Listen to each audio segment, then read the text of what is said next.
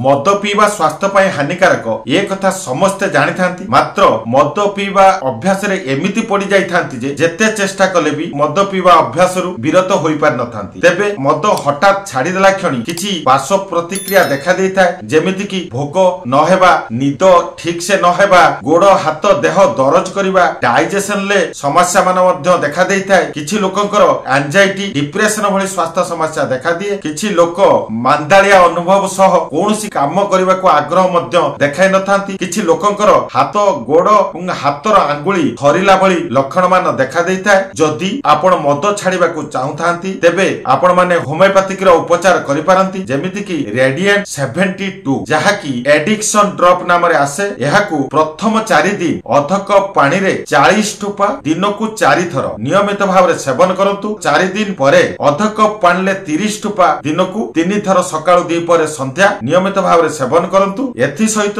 प्रति 3 दिन ले थरे सल्फर 200 को आपण डायरेक्ट जीभरे नै परिबे। देखिबे एहाकू नियमित किछि दिन व्यवहार करिबा द्वारा आपणकर मद छाड़िबा जनित साइड इफेक्ट बा एडिक्शन जनित जो समस्या हेउतला ताहा आउ नथिबो। एथि सहित मद पीबाकू आग्रह मध्य आउ आसीबो नाही। फଳରେ आपण सुरुखुरी रे मद अभ्यास रु दूरेई परिबे।